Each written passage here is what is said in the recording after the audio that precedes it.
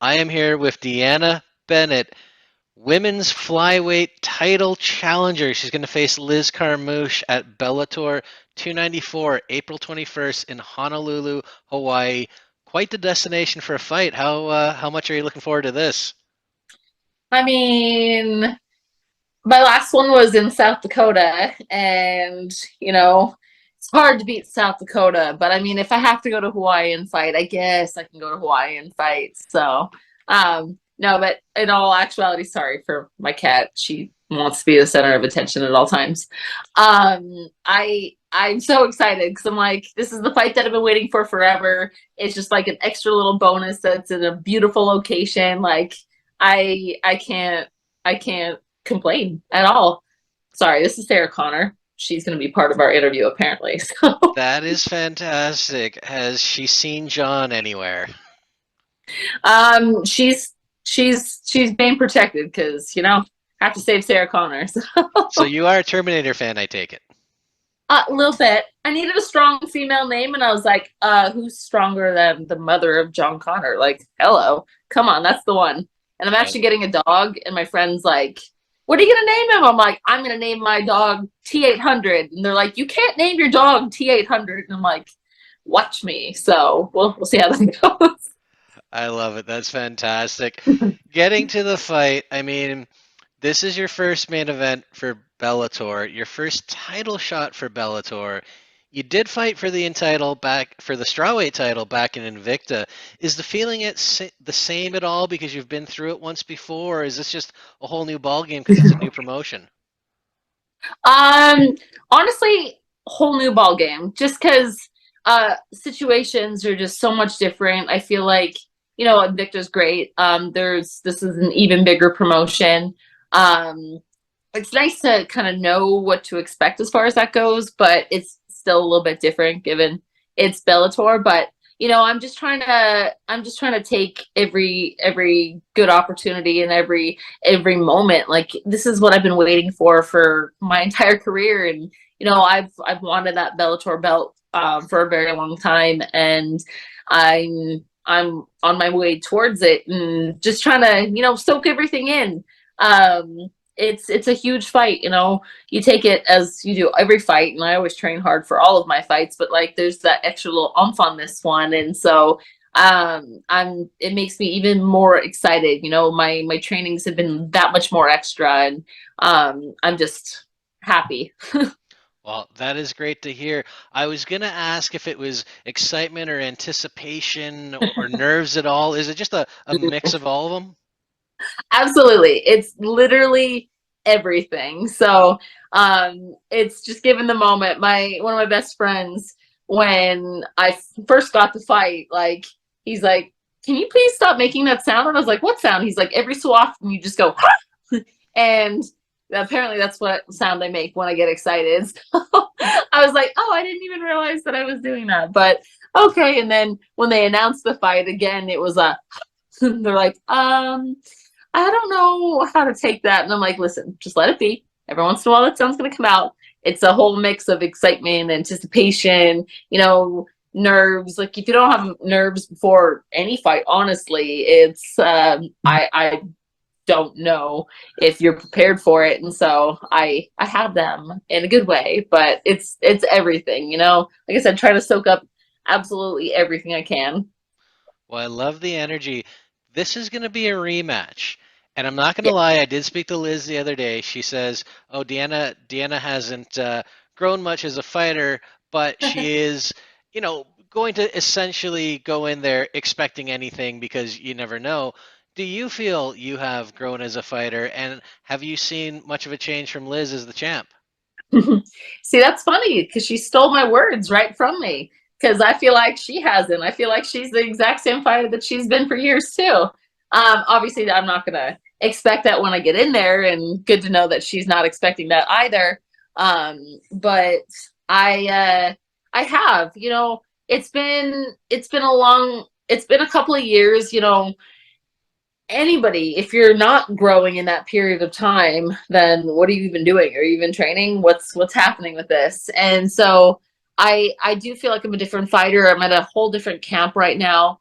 I've been working hard in the gym since our last fight. I had to have surgery right after that one because of what happened in the third round, not second round, third round, and it was nothing she did. Let me clarify that real fast because apparently people think that was something different. But I've been working hard trying to be a better fighter. Every day you want to try and push yourself and get just 1% better. And I have been, and so hopefully she doesn't expect the same fighter that was in there beforehand, because I'm not, and I hope that she brings everything. And I you know I'm just looking for a good fight. I know she's tough, and hopefully she brings her A game too. You mentioned the surgery there and people having a misconception. Can you clarify what happened? What did you have to get fixed?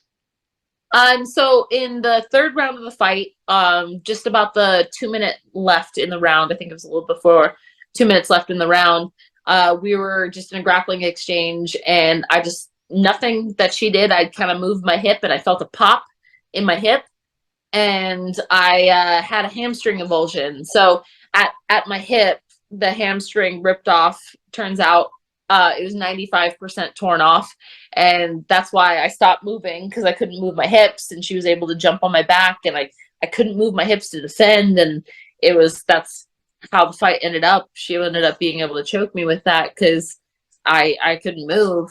But after the fight, she's like, "Oh yeah, she hurt her leg in the." I don't know. I was told that she said that I hurt my leg in the grappling exchanges in the second round when she was going for the heel hooks, which wasn't the case at all. It was in the third round. Just kind of a freak accident. It just unfortunately just happened. And so I had to have a hamstring avulsion repair. I have 6 anchors in my hip that I sewed back on. I got this beautiful scar that I love showing off on my butt. It's about that big. It's my daily reminder of the fight. And yeah, and so, I had a long time after that. I didn't fight for another year. I was cleared before then, but the fight kept on getting pushed back. But it was good. I needed the extra time, and yeah, so that's was my reminder. And I thought of that fight with her basically every day. I was bedridden for the first 6 weeks just because you can't move. I couldn't sit. I couldn't lay down, so I was like awkwardly like wedged on my side, and so I'm like, well, what else am I gonna do but just play things over in my head and over and over and over again. And so it gave me a lot of time to kind of think of where I wanted to go from there, and what happened in the fight and where we're going to improve, and what direction we take from that point. With the time having passed and the injury, when you prepare to fight Liz again, how much credence do you put on that first fight? Obviously you want to do tape work and kind of see, what I was doing, what she was doing, kind of tendencies with that. And you do that with all the last few fights. And she had 3 fights since that point as well. And so just kind of I obviously looked at it and watched it, but obviously there's been um some growth since then on both ends. But you don't want to be like, oh, she did this, so she's gonna do this again. Like, no, she can do it because it's something that she has done before in the past, but you can't just use that fight as your only tape work. I was actually physically at her last fight at the Mohegan Sun when she fought Velasquez for the second time. Watched the fight. I've watched that one since then. My coaches have watched that one since then. And so kind of, you want to do the legwork, you want to do your studying, you have to do every angle that you can, but I can't just base solely off of our last fight. You mentioned being present for her last fight, the rematch with Velasquez. Did you pretty much know at that point that you were next in line for the title, or was it kind of up in the air because she talked about maybe she wanted to fight Kana Watanabe? Yeah, she called out everybody but me at that fight. I was like, I'm right here. I am right here. It should be me. Honestly, no, I didn't know that I would have the fight then. Obviously, I wanted it, and I was calling for it. I've been asking for that fight for a while, honestly, since she got the belt. That's, even if it wasn't for the belt, that's a fight that I want back, just given the circumstances of what happened in the end with that one. But I knew it in my heart that it was gonna be for the title, because I knew she was gonna win the title. You know, she's tough, and looking at the girls in the division, I was like, she's gonna make her way and she's gonna have the title, and you know that's when I'm gonna get my rematch. I said it a year ago when I fought Justine the first time. If you look at the post fight interview, I was like, in an ideal world, this is what happens, and it played out exactly like that, honestly. And so I was there in the crowd. And I'm like, I know that I'm going to see her again in the cage. I don't know if it necessarily is going to be our next fights, but like at that point, I was like, okay, well, even if they have me fight somebody else before I fight her, I'm going to find myself in that cage with her again, one way or another. And so that's why I wanted to be there and I wanted to see. And um, I I felt it afterwards. I was like, okay, I know this is gonna happen. I know this is gonna be I'm gonna be across the cage from her. I don't know when, but it's gonna happen again. And so I was happy to be there. And you know, she came out there and she had a point to prove in that fight. And you could see it from her walkout. I was like, when she walked out, I was like, she wins. Fight hadn't even started yet. I was like, Liz is gonna win.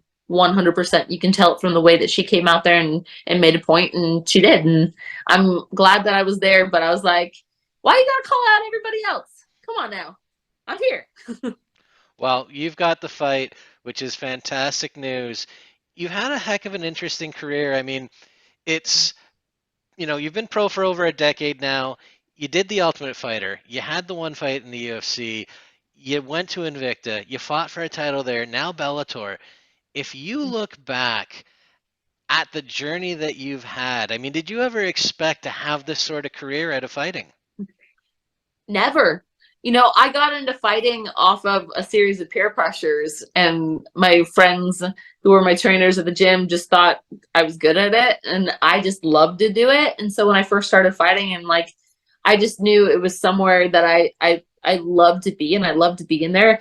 Never once did I ever think that I was going to be a pro fighting for a world title or anything. You know, it's such an interesting journey that's brought me here. Honestly, I I I can't believe it some days. You know, I was working at a hospital in the ER. I was working on an ambulance. Like that was like my passion with work. That's what I wanted to do. I was thinking about going to the fire academy, these different kind of options. And then now I get to get up every day and live a life that I love and do what I want to do. And by that I mean fighting. Like, it's something that I'm passionate about. It's my why for why I do the things that I do and why I live my life the way that I do. And I wouldn't want it any other way. It's just funny. I never saw myself taking down this path. Apparently my dad did, but I didn't. So I I'm just grateful for it. And it's a weird way that it worked, but I'm happy it did. You mentioned a couple of other jobs there with maybe thinking about the fire academy and working in the medical field.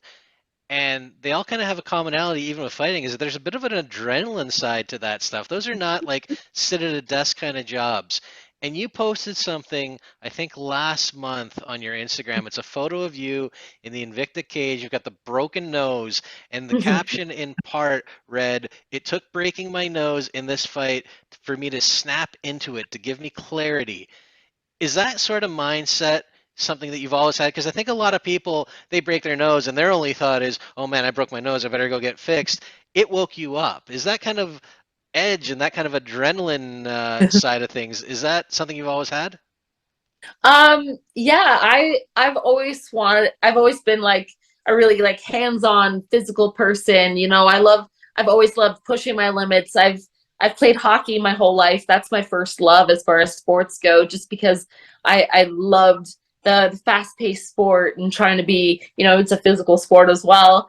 And always like I was the kid that wanted to be outside and like playing in the dirt and playing rough and wrestling before I even wrestled. And that's just who I just like to experience life at the fullest. Like, as cliche as that sounds, I love to be able to have those experiences and really test my limits and see how far that I can push myself. And I it's funny because like yeah, most people break their nose and they're just like they become deterred by it. Like I had a friend that fought, he broke his nose, and that was like he that's all he could focus on, and so unfortunately the fight didn't go his way. But for me, it was feeling the blood coming out of my nose and kind of seeing, you know, seeing the blood all over myself. And I was like, dang, that's mine. She made me bleed my own blood.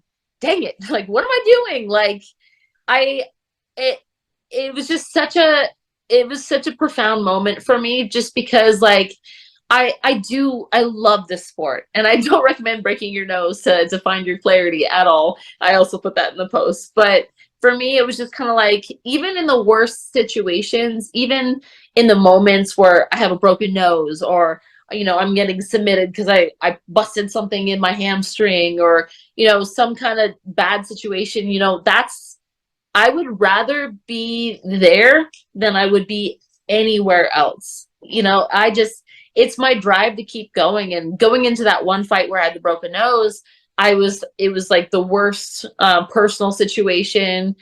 Training was rough, everything was rough going in there, and I kind of was just like, okay, let's just get this over with. And it's like, no, I don't want to go in there and just get it over with. Like, I love this. This is what I work towards. Every day I get up to work towards being here in this cage. So, like, snap to it and enjoy every second that you're in here, and do what you train every day to do. And I just maybe I like the excitement. Maybe I'll go.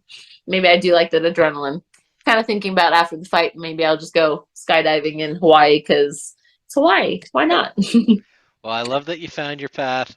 I really appreciate the time today. I'll ask you one more before I let you go and let Sarah go. Um, Thank you. you know, come April 21st, Bellator 294. What are the keys to this fight for you? How do you see this playing out?